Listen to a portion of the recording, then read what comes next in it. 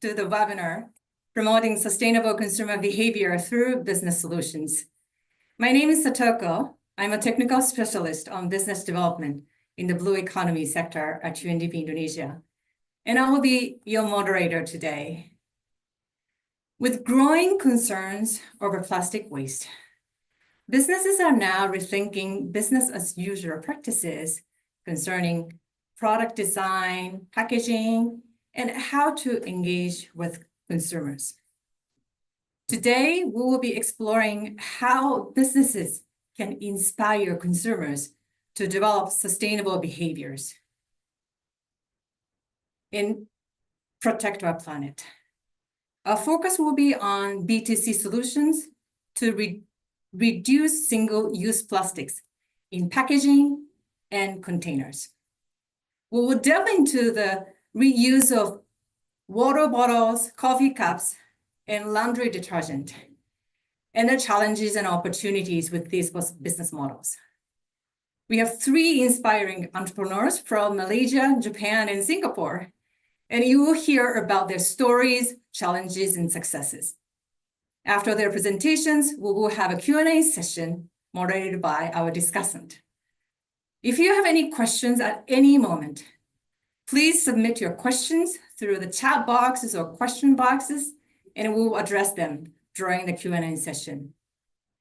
Before we begin the main discussion, though, I'd like to first introduce Dr. Aretha Apirilia, Head of the Environmental Unit at UNDP Indonesia.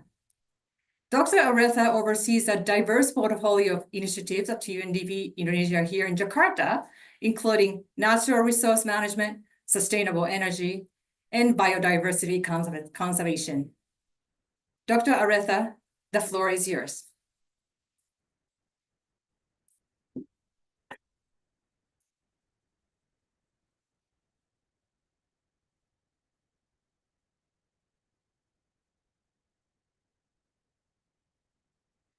I cannot.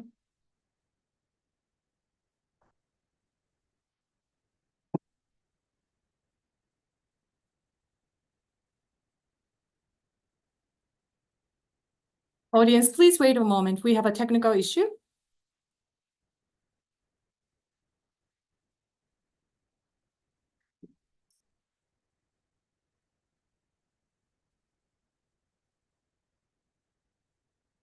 Good morning and afternoon, everyone. It is such a privilege to speak on a critical issue that impacts not only our environment, but also our way of life, plastic waste. The scale of this crisis is staggering. Our planet is choking on plastic with millions and millions of bottles purchased and trillions of bags used every year. Every minute, our 1 million plastic bottles are purchased and up to 5 trillion of plastic bags are used annually. Half of all of the plastic produced is designed for single use only, and in just 20 years, production has doubled. At this rate, it will triple and by 2060, and yet 90% of the plastic is not recycled. So at UNDP Indonesia, we attempt to be part of the transformative journey in this space. Our efforts span various fronts, from policy innovation to grassroots empowerment. So firstly, through the ASEAN Blue Innovation project, generously funded by the government of Japan, we are very excited to support 60 blue innovators across ASEAN and Timor-Leste to accelerate new solutions. And today, I really look forward to hear the awarded entrepreneurs' stories during the webinar. At UNDP Indonesia, through our collaboration with the Indonesian government, we are facilitating the implementation of the National Action Plan on Marine Debris Management, which aims to reduce marine plastic debris by 70% by 2025. At the global level, we have supported Indonesia's active participation in the Intergovernmental Negotiating Committee on the Global Plastic Treaty, advocating for policies that drive systemic and sustainable change. Our work also extends to innovative approaches that engage diverse communities. For example, we've collaborated with interfaith groups to promote sustainable waste management practices that align with the local values and traditions. And additionally, through our riverine waste management initiatives, we are piloting performance-based payment systems that incentivize the collection and recycle of waste, turning polluted rivers into cleaner and healthier ecosystems. Dear colleagues, while we are making strides in Indonesia, there is so much to learn from global examples that are redefining how societies approach plastic waste. In Japan, for example, initiatives like MyMizu have revolutionized the concept of reusable containers, encouraging consumers to refill their water bottles at stations across the country. This simple yet effective model highlights the power of consumer-driven solutions. Similarly, in other countries, take-back systems provide incentives for consumers to return used plastic PET bottles. And these systems demonstrate just how policy and businesses can work together to create a sustainable loop, reducing waste at the source. And both of these examples offer valuable lessons for Southeast Asia, where similar models can be adapted to local contexts, leveraging technology and public awareness to inspire change.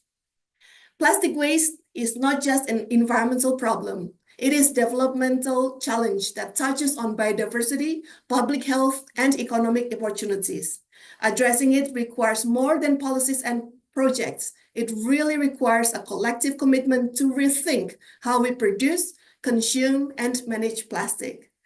I am very excited to hear from the inspiring entrepreneurs and innovators who are leading this change.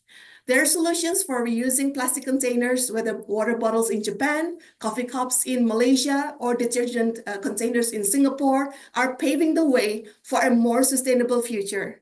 I really hope their stories spark ideas and collaborations that will drive even greater progress in the region. Thank you very much for your commitment to this critical cause, and I wish you a very insightful webinar. Back to you, Satoko. Thank you.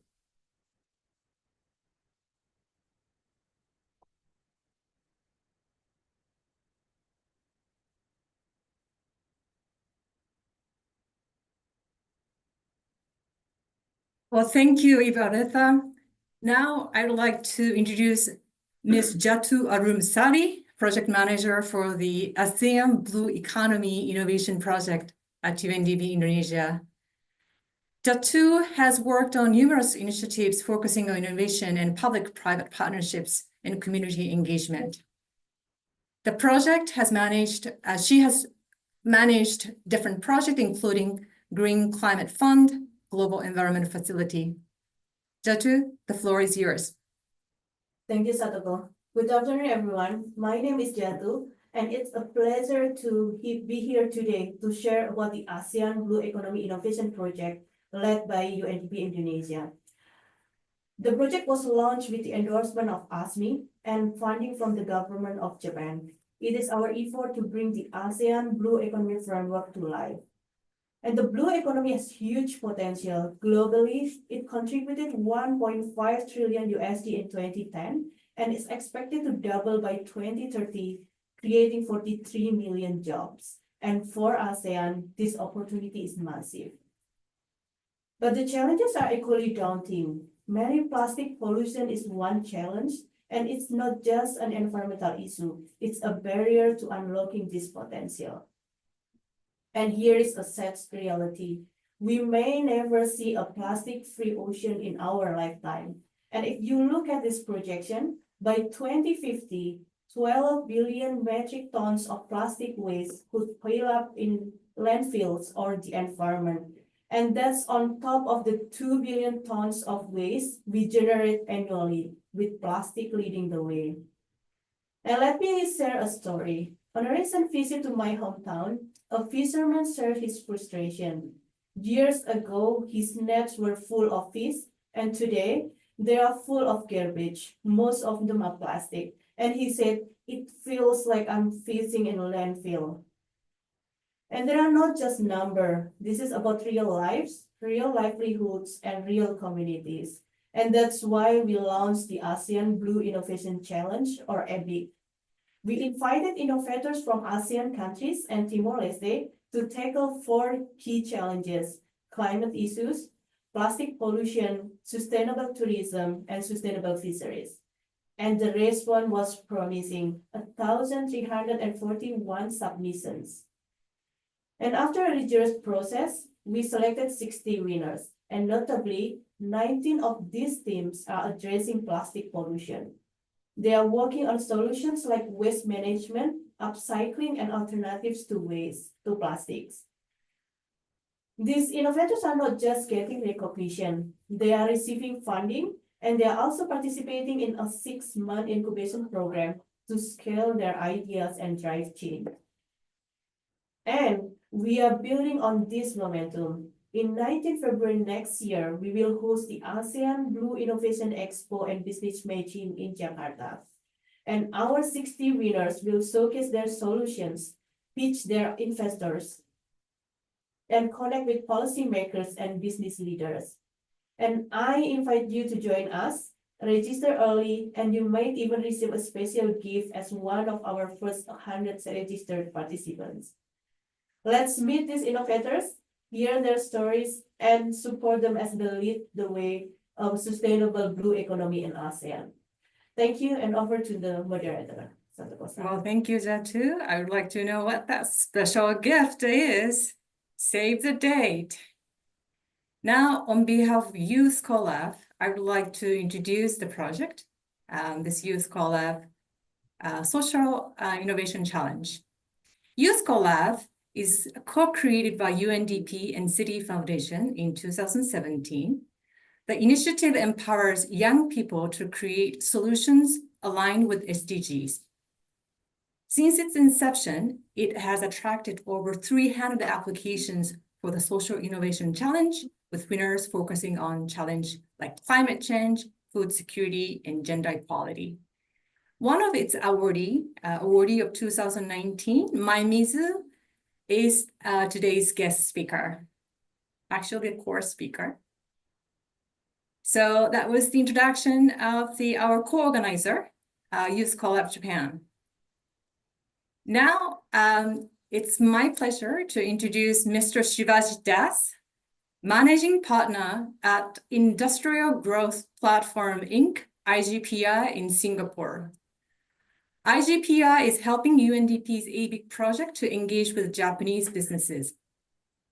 Shivaji has over 20 years of experience in strategy consulting, specializing in innovation, new business models, and sustainability. And he has worked with clients across over 25 countries and is the author of several acclaimed books. As our discussant, Shivaji will first set the context on the issues of plastic and the business solutions. He will be also moderating the Q&A sessions after the case studies. But during his session, if you have any questions, even to Shivaji, please put that in the chat box and question box. Now with that, over to you, Shivaji. Thank you very much, Satoko, and thanks to all of the participants for attending this very important webinar. So before I hand it over to the 3 stars of today's session, let me set the context by giving you all a very brief introduction to the whole plastics problem and what kind of challenges there exist to solve this problem, and then perhaps a combination of measures which will be required in order to achieve the solutions. Yeah. So if I can move to the next slide. Yeah, so globally, plastics, as you all have heard just now, is a key area of concern to be addressed as part of the global sustainability goals. As of 2024, we expect almost 400 million tons of plastics to be produced. Now, not all of that will go into the waste stream because plastics usually have a long lag in entering the waste cycle. So about 200 million tons of waste will be generated out of this. And then of that, about 70 million tons will be mismanaged, which means they will not be collected or they will just end up in landfills or be burnt. Now, there are other issues with the plastics waste problem. They have a long life cycle, as I mentioned, particularly for, say, industrial plastics. They could last 7 to 8 years in usage. They also generate significant emissions during the production process itself. Of course, we have heard about the impact on our oceans, but also plastics are very durable. Some may last all the way to 400-500 years in our life. Yeah. And then the key challenge is many of the big users of plastic countries like India, China, Indonesia, they don't even have that waste management infrastructure to be able to collect or manage these plastics. And on the other hand, the alternatives are not yet that mature, or they are not scalable or cost effective enough. So all these are some of the problems. If you move to the next slide, there are some other concerns as well. For instance, the supply chain is very fragmented. The production happens in one country, the usage and the collection happens in another country. The number of waste collectors is huge in most countries. Then you have the issues of plastics being almost indispensable in certain application areas such as healthcare. We don't have much alternatives for that.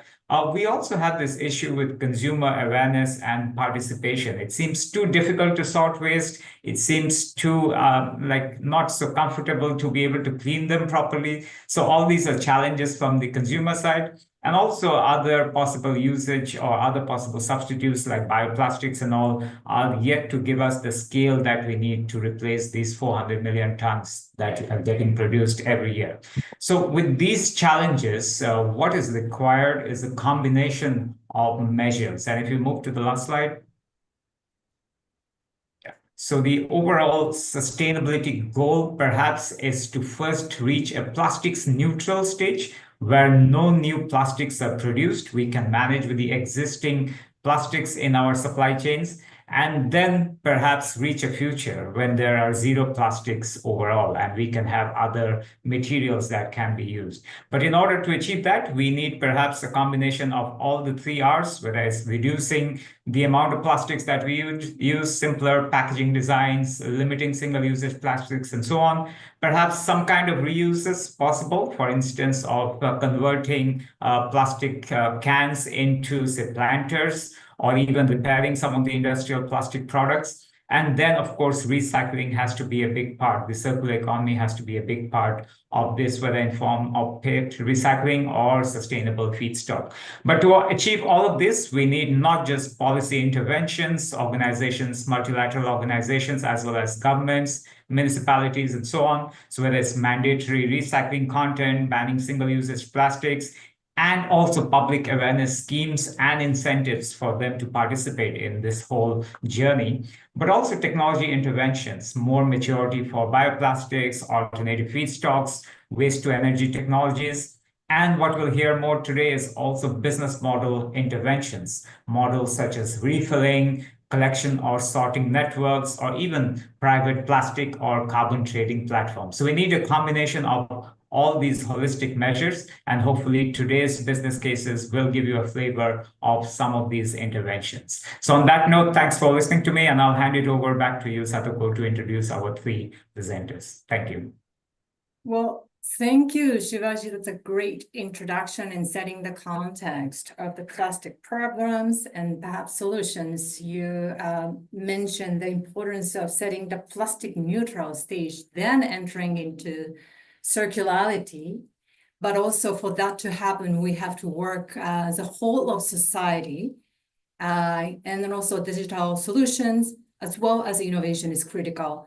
Thank you for your insights. Now, I would like to start the case study discussion. The first speaker is the Robin Takashi Lewis. He is co-founder of MyMizu, the winner of the Audience Choice Award of the 2019 Youth Collab Social Innovation Challenge. Robin's social enterprise, MyMizu, tackles plastic waste through technology and community, connecting people with over 200,000 water refill stations globally. And it has been recognized with numerous awards globally. Now the floor is yours, Robin. Thank you so much for the kind introduction and thank you for this opportunity to connect with many friends and colleagues in the plastic waste field. So my name is Robin Takashi Lewis, and I'm from Mizu, which is a social enterprise based in Japan. Mizu, for those of you not familiar, means water in Japanese. So we're a water refilling platform that tackles plastic waste. A very quick introduction to myself. I am from Mizu. I also run Social Innovation Japan, which is an organization that specializes in doing training and education programs for companies and schools and universities. And I'm also a university lecturer. My favorite Japanese saying is pinchi or chance ni, which means taking a problem and turning it into an opportunity, which I feel is what many of our friends are doing here today as well. So I'm going to start with a question, which is how many plastic bottles do you think are bought in Japan every day? It's a difficult question, but the answer is 66 million plastic bottles are used every day in Japan. And to visualize this, it's about 3,500 Mount Fujis. If you stack all of them up, you have 3,500 Mount Fujis of plastic bottles every single day. And if you look on an annual scale, we use 22 billion plastic bottles, which is enough to go around the world 108 times. So clearly we have a huge overconsumption challenge when it comes to plastic bottles. Now in 2018, I was in the southern islands of Japan and I came across this pile of plastic waste on a very quiet beach.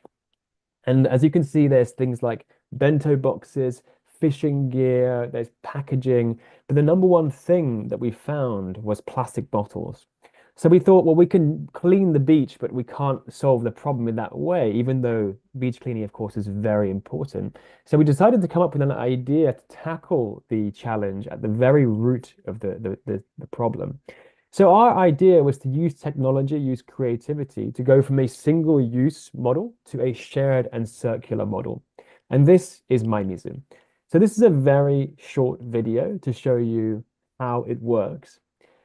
The idea is that someone can just carry a reusable bottle like the one on my screen and use our free smartphone app to locate places around the world where you can refill your water bottle instead of buying plastic bottles.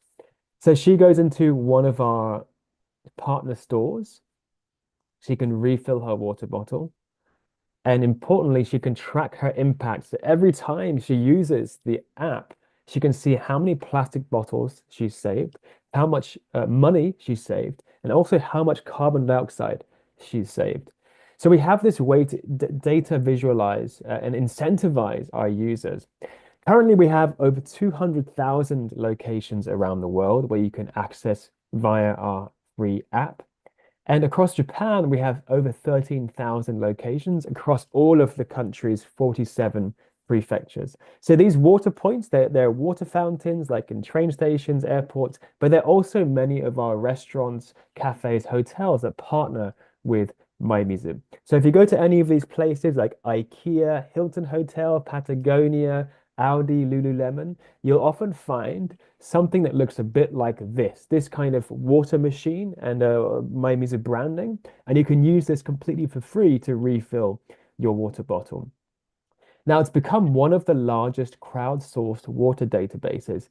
What I mean by this is it's kind of like Wikipedia. So instead of us going and mapping everything out, we ask our community of 400,000 users to add information as well. So it grows every single day. We have people adding water points, photos, information to our platform every single day across Japan and across the world as well. Another unique aspect of MyMizu is that we use AI, artificial intelligence, to improve our data management. So when people upload photos, we use the artificial intelligence to do a preliminary check of that data. The MyMizu web app, which is the separate app from our smartphone app, is also open source, meaning that we have mission-driven engineers, designers, programmers creating new features and improving the service regularly as well. So our big equation is technology plus community equals systems change. We need technology, yes, 100%, but we also need the people to use that technology and drive positive change. Now, one of our key philosophies is scaling through partnerships. And we have a multi-stakeholder approach where we work with government, companies, civil society, and academia. And I'll just give you a few examples to bring this to life before I wrap up. But one is a campaign we did with Nike, where we had 6,000 runners running across Tokyo to try and increase the number of water refill points across the city. So the more they ran, the more water points we added in partnership with Nike. We also do this kind of brand partnerships with companies like Sumitomo Corporation, Kirin, which is a major beverage maker, and Columbia, a sportswear brand. And recently, we've launched the Maemizu Local Government Alliance. We now have 8 cities, 8 local governments that are working with Maemizu to increase water access by increasing the number of water points across the city. Similarly, we've just launched a partnership with Nagoya City, and we are again engaging their citizens, increasing water access, and ensuring that people can save plastic and stay safe during the hot summers as well. Similarly, we work with schools and universities. So we conduct research with universities. We actually increase water access across campuses, and we do fun things like bottle design contests to engage students in a creative way. Now, since launching in 2019, we've had over 400,000 users. We have saved millions of PET bottles, and we've been on the likes of Netflix, CNN, BBC, NHK, which has really helped us to elevate our message and gain even more traction. We now have users across 50 countries, although strategically, Japan is our main market. Now, the question I always get is, how do you make money if this is a free service? And we have both revenue generating activities and non-revenue generating activities. So we have a series of services for companies. We also have brand partnerships, like I just mentioned, and we do things like city government partnerships too. So we have these revenue generating activities, and then we can provide all the things that we do for free through that revenue that's raised there. Now, I'll wrap up in a second, but we're not just about reducing plastic bottles. That's not really our main mission. Our mission is to work with everyone across all of society to take collective action. So we have people who are 5 years old, even up to 80 years old, using Maemizu, contributing to Maemizu, and taking action. Our vision by the end of next year is to be in every single local municipality in Japan. And we see big opportunities with heat stroke prevention, inbound tourism, and also doing more strategic partnerships with beverage industries too. And by 2030, we hope to connect everyone in the world with plastic-free water. We hope you can join us. Please check out Maemizu on the web, on the internet, on Instagram, on the App Store. And thank you so much for your time. I'm looking forward to the discussion. Well, thank you, Robin. That was a very comprehensive, thorough presentation. You mentioned the importance of partnerships, and I'm pretty sure the 200,000 water refilling stations globally is a result of your effort to partner with the local government, corporations, and communities. And also, it's intriguing to know your business models. Perhaps audience may have some questions about this, the revenue generating part of your business, as well as this Maemizu operation. So I'm going to keep that question later. But let me introduce the next speaker, if that's okay. Please welcome Sean Long, founder and CEO of EcoWorks from Singapore. He's an ABIC awardee. Sean's startup reduces the single-use plastic waste through innovative refilling stations that incentivize sustainable housekeeping materials and shopping. He's a community leader committed to advancing Singapore's green and blue future. Sean, the floor is yours. Thank you very much, Satoko-san. Wonderful presentation, Robin. And thank you very much, everyone, for joining the call this afternoon. My name is Sean. I'm based out in Singapore. I run a startup called EcoWorks. And in the next couple of minutes, I'm going to share with you what our mission is and what we're trying to achieve as far as single-use plastics. But before we get into that, I have a little confession to make. I haven't always been in the sustainability space, although I've actually done a startup from start to finish in my previous life. But just a little bit of background on myself. Professionally, I've actually been a consultant, specifically in the security world. think about it as an indirect impact. So we're solving a lot of perennial issues when it comes to the financial industry. In the last year and a half, I've been thinking very, very hard, I want to solve something very deep and meaningful, something a little bit more perennial. And I basically doubled down into the single-use plastics. And I've been working on that ever since in the last 12 months. And the reason why I chose single-use plastics comes down to a very simple chart. When we look at the single-use plastic waste producers in the world, a couple of places actually stood out very, very clearly, right? We've got a lot of the developed nations, developed places where we have a lot of single-use plastics being produced and waste generated on a per capita basis. And when I looked a little bit deeper, I realized that there was a lot of opportunities to actually reduce these single-use plastics. And these avoidable plastics opportunity came into an area where nobody was looking at, the detergent bottles themselves. And when you look at a single detergent bottle, each of these bottles are equivalent to 30 to 40 plastic bags, 300 to 400 straws. And these are bottles that you have to buy over and over again. These are fast-moving consumer goods that you use to clean your clothes, clean the floor, wash your dishes. These are things that you don't think twice. Yes, there are initiatives in the previous years that looked into reducing or charging for plastic bags. A lot of restaurants have embarked in no straw policies, but the bottles for detergents were basically a relatively low-hanging fruit, where we could actually potentially embrace a plastic-free packaging process.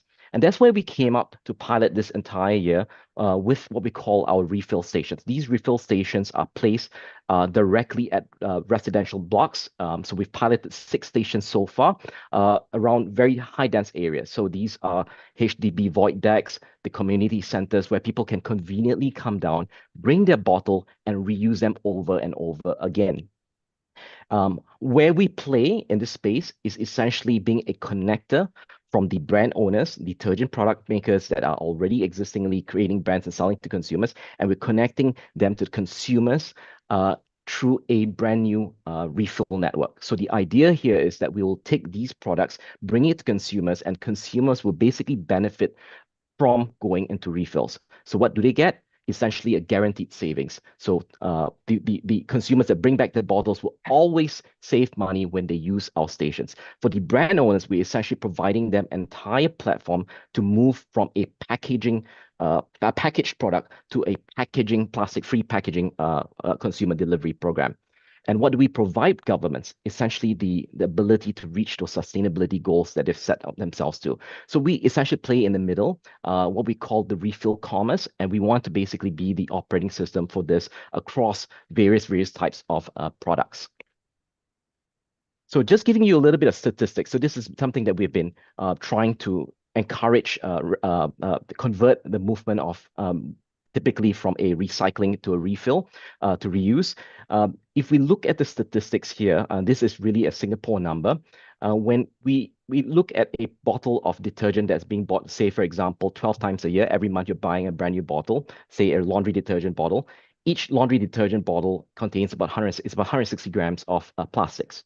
So if you were to buy that every single month for a year, that would essentially work out to about 1.9 kilograms. So one bottle a single month. But if you were to reuse them, it basically works out to 160 grams just for the entire year. And that difference between a reuse model, refill, and versus something that you bin it is about 92%. That's a significant difference between just typically throwing it away and reusing it. And if we compare that with recycling, where you're looking at an average about 6% recycling, that is now working out to just a 5 to 6% savings in terms of brand new plastics introduced on a yearly basis. And then again, when you multiply that across the entire geography of, say, for example, the entire island of Singapore or the different markets that we're looking into, then that number actually starts to add up pretty fast. And even if you get into a recycling rate of 50%, that number is still pretty staggering. And that's really a real strong motivator for us as to why we are building the entire refill network, the entire technology stack, to basically allow existing players, brand owners, to get into a refill industry. So currently we have 6 stations deployed as of now. We have a couple of stations, estimated of 35 stations planned in the next 6 months, and and our ambition is actually to have 100 stations placed around the island of Singapore by the end of 2025, and that would basically provide consumers with choice locations in terms of convenience. But of course, there's a lot more to do. I think that there is also a lot of room to grow. Even 100 stations island-wide, that isn't sufficient to make it convenient enough to impact everybody across the island. But that's really the starting point for us and for the next 12 months. So we've done a couple of the launch event showcases, working really from the ground up with the grassroots associations, and we've placed our station in various different types of estates. Some of them a little bit older estates with different age groups. We've got the younger estates. We've got one that's literally outside a supermarket, and then of course with community club as well. And they're basically allowing us to gather data about the community, which are the communities that we're hyper focusing on, and getting them embracing the reuse industry. So that's all for my presentation. Happy to hear any questions, answer any of the questions that the audience may have. Over to you, Satoko-san.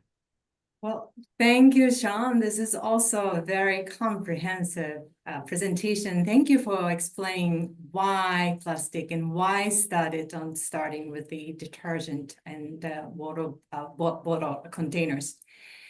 I grew up in Japan and currently in Jakarta, but actually I never used these refilling machines for detergent. The water is the extent to which I have the experience, this refilling machine. So I'm very much looking forward to using your vending machine to refill my first detergent for refill. Now, let me allow to introduce you to the next speaker, Nick Bowden, also ABIC awardee. Nick's AI-driven reverse vending machine and digital recycling platform in Malaysia currently helps to divert over 35 tons of plastic from landfills annually. His new venture, Chipped, for which he got the award from ABIC, offers sustainable alternatives to single-use coffee cups, contributing to a circular economy. Nick, please go ahead. The floor is yours. Thank you, Satoko-san, and thank you for the opportunity to be able to present to you today. Give me 1 second. All right, so I'm the CEO and founder of Chipped. It's a smart returnable coffee cups, and I grew up in South Africa, but I'm a Malaysian citizen, and this is a proudly Malaysian product. So I'm very proud to be able to present this to you today. My background is very different to the other two speakers. My sustainability journey actually started with trying to fix flat feet. So I come from a healthcare background. In 2016, I invested in a 3D printing lab, and we were printing customized insoles to make cheaper insoles for people with flat feet. And we managed to make them about a fifth of the cost of a normal insole. And then I started a small social enterprise called Lend a Hand, where we were crowdfunding the 3D printing of robotic hands for children who are born with hand deformities, the lack of the use of a wrist or a forearm. And we help kids in South Africa, in Malaysia, and also in Nepal. And the idea really was to take plastic bottles, mix them with other plastics, and build new hands. My aha moment was at the end of the Berlin Marathon in 2018, when I was very tired, and there were people coming around collecting all my plastic bottles. And I asked them, "What are you doing?" And they said, "Oh, we make a lot of money from doing this." And that's because in Germany, there's a container deposit scheme where when you buy a bottle of water, there's a deposit in it. And if you put it back into a machine, you get your money back. And this is something that I believe might be starting in Singapore sometime in 2026. So when I went home, I worked on starting something called Clean. We're Malaysia's largest digital recycling and reverse vending machine platform. We build smart AI-driven reverse vending machines that have got embedded advertising boards on them. This allows people to insert their plastic bottles, cans, and food containers in return for points. And they can then, once they build up those points, they download the Clean app. They're able to get food discounts, grab points, healthcare discounts, e-wallet, cash, public transport discounts, etc. We have about 80 of these around Kuala Lumpur in shopping centers and high footfall locations. And the business model for this is that companies pay us to wrap these machines on a monthly basis and put them in high footfall areas. And in return, they get access to an ESG dashboard, which they can use for impact reporting. On the right-hand side is a collaboration we did with Grab, where we developed our AI to recognize food containers. And that is our Minister of Energy, Nick Nazmi, with our machine at the official launch. So we've had great success. There's a government tax incentive for our technology. We're part of the government plastic roadmap. We save users money with our rewards. We've just raised almost $500,000 in funding in August, and we are a partner of Grab and DHL, who are two very famous companies. So now my next mission is to try and solve this problem of single-use coffee cups. There are about 50 billion at least sold a year worldwide. They consume massive amounts of water, and obviously a lot of trees are cut down because the main body of a cup is paper, is fiber, comes from trees. And then of course there's a plastic lid, but there's a dirty secret. Plastic coffee cups have got a thermoplastic lining that lines the inside of the cup, which makes them almost impossible to recycle. And as soon as you put a hot drink inside there, you actually start to melt microplastics into your coffee and you consume that. So they're very effective deliverers of microplastics into our digestive system. The solution that we've developed is chipped smart returnable cups. These are made from recycled food grade PP, linked to a coffee membership program that gains impactful data, builds loyalty through a CRM backend, and increases profits for coffee shops by up to 20%. The onboarding is pretty straightforward. When you go to the shop, instead of being given a single-use cup, you're given a chip cup. You onboard and buy some cup credits through the web app, and then you take the cup with you. You are then you take it home. You get a reminder to bring it back within 24 hours, and if you still don't bring it back, we'll keep on reminding you.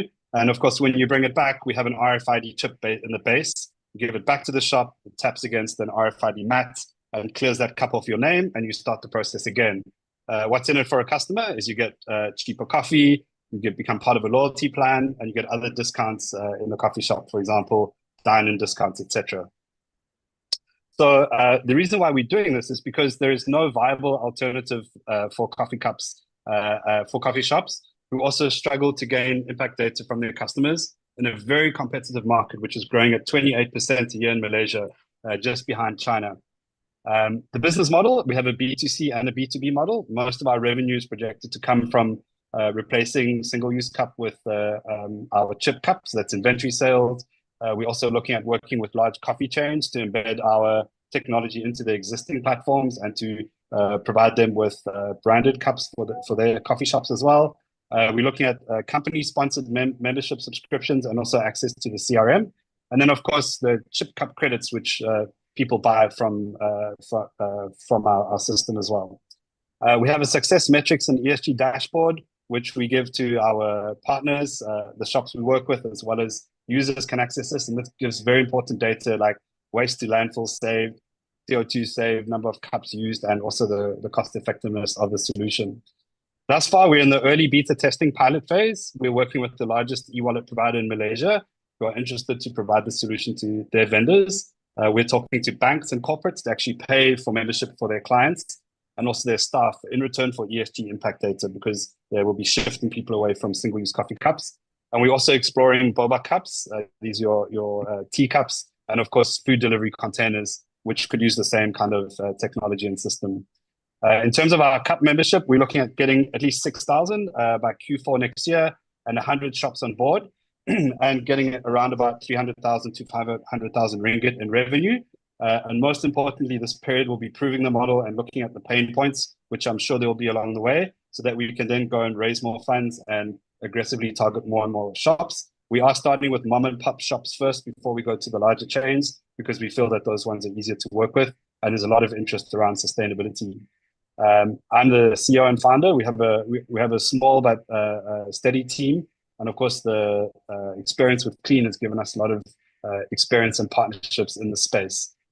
Thank you so much for the opportunity to present today, and I would love to hear thoughts and questions from the audience. Thank you, Satoko-san. Well, thank you, Nick. This is very excellent, thorough presentation. You know, you're getting into the new territory of coffee cups, and microplastic is actually becoming a more global concern. You know, I mean, many of us may not realize whenever we drink coffee from those coffee cups, maybe we are drinking the plastic. Yeah. So thank you for your presentation. Now with that, I would like to open the Q&A session, and Shivaji will moderate. But audience, feel free to submit your questions through chat box and Q&A box. We received several questions. Perhaps we can start with those questions. But Shivaji, the floor is yours. Please go ahead.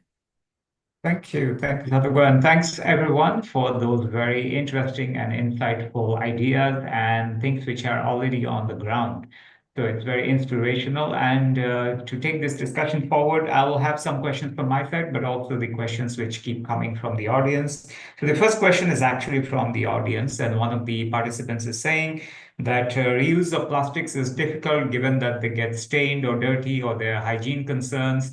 And reusable plastic, or rather virgin plastic, is cheaper than recycled plastic. So with all these in mind, perhaps it's more important to generate more customer awareness and participation of individual people. And to that context, what are your initiatives, action plans that you may have undertaken, and what needs to be done more? So this question is open to all of you, I guess. You can chip in.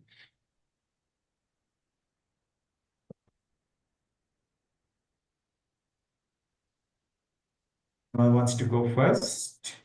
Sure, I'm happy to share some thoughts. I fully agree with that in terms of the critical role of raising awareness among consumers and among people in general. So one thing that we've been doing as MyMusic for the past 5 years is investing really heavily in storytelling. We do a lot of content on social media. We use YouTube videos. We do campaigns with city governments to get as many people to know about the problem and to take action together as well. So really, the community engagement part is critical to what we do. In terms of our work with younger people too, we do a lot of workshops, campaigns, school competitions with young people to get them involved. And we also work very much with young youth groups to get them to go out into their neighborhoods and essentially get more MyMizu refill partners, the stores that join our network. So we've done several of these kinds of campaigns where young people are really at the center of what we do, and they go and spread the word and actually help to increase the reach of the platform as well. Nick or Sean, anything to add to that?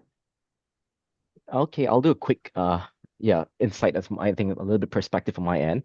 I think it was one of the reasons why we selected detergents was the further it is away from your face for any products, the easier it is for somebody to convert into reusing. So in the case of detergents, for example, the products themselves, which is the liquids themselves, they are self-cleaning, right? They already contain antibacteria, and you're going to be replacing it with like-for-like items. So if you got detergents for your clothes, you are probably going to be refilling it for detergent for clothes again.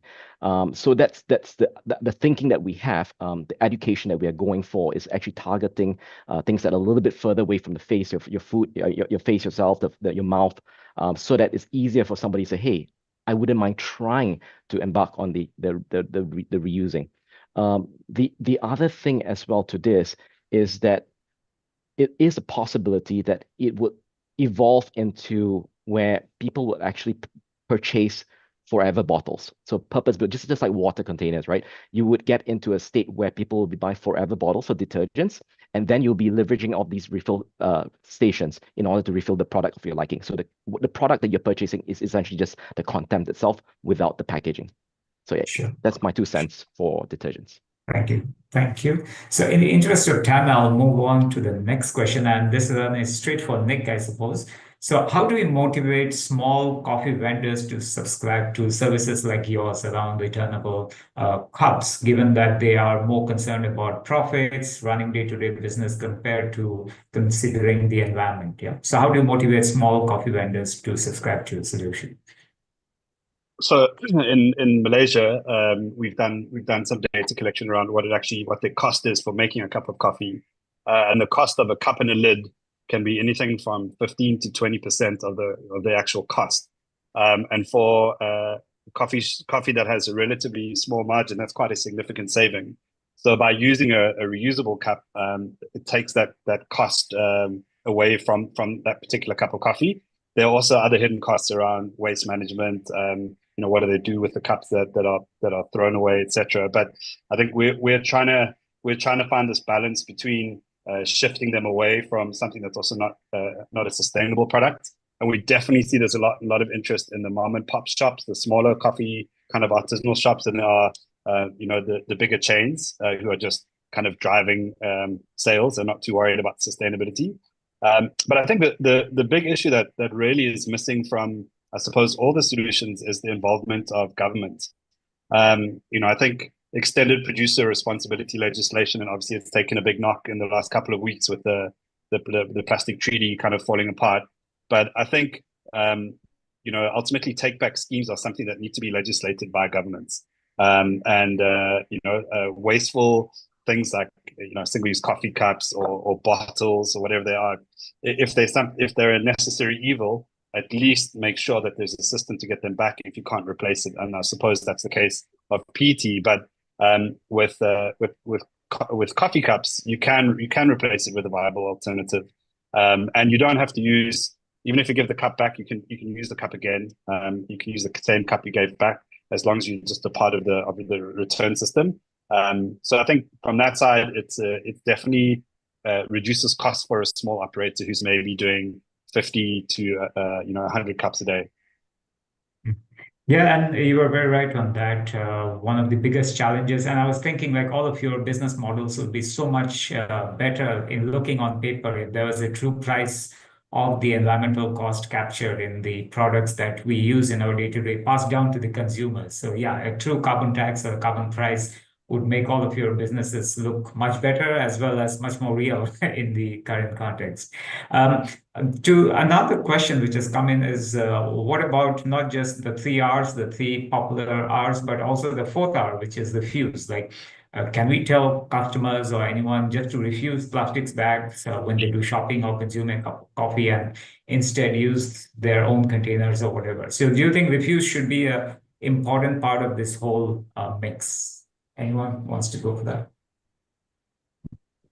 I'll jump in quickly.